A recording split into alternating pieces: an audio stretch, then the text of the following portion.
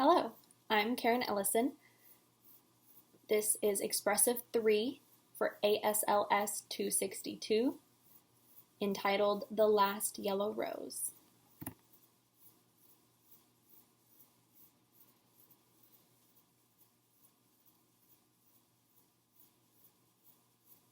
Today I want to share with you a story about me and my girlfriend. Of course, it's very romantic. I call it The Last Yellow Rose in the Whole World. For my story, it's important that you know my girlfriend was sick at the time. She was laid up in bed at home, blanket up to her chin, and a raging fever.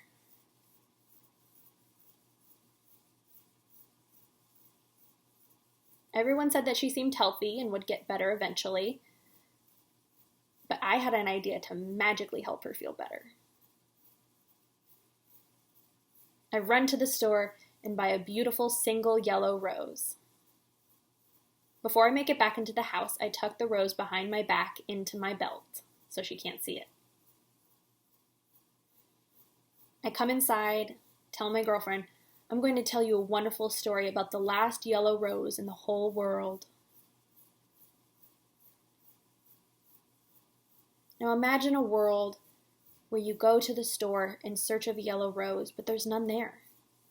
You ask a farmer, but the farmer hasn't grown any. Scour the yellow pages calling florist after florist, but still you cannot find a single yellow rose. You have to go to the library, scour research.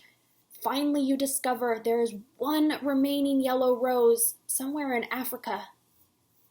It's very important you go there quickly because someone else could snatch it before you have the opportunity. You decide to get on a plane and go find the yellow rose. You hope it's still there. Now hope, that's fitting because the yellow rose represents hope. So this is the world I live in, and I get on the plane to South Africa in search of this yellow rose.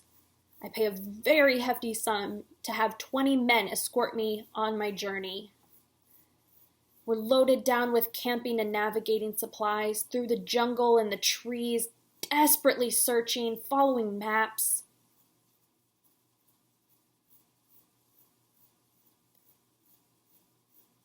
As we're discussing the best path to take, a massive snake slithers up, bites one of the men in the party, and eats him.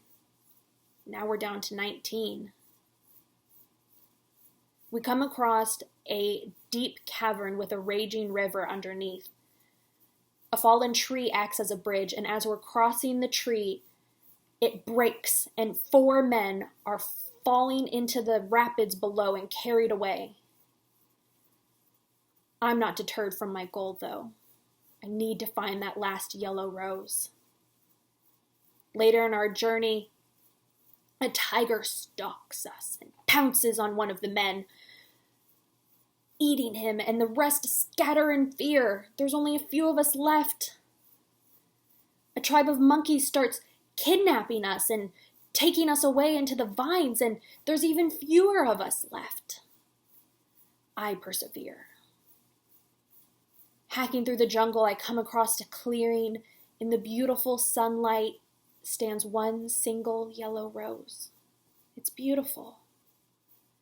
I carefully retrieve it, put it into a safe case, into my knapsack.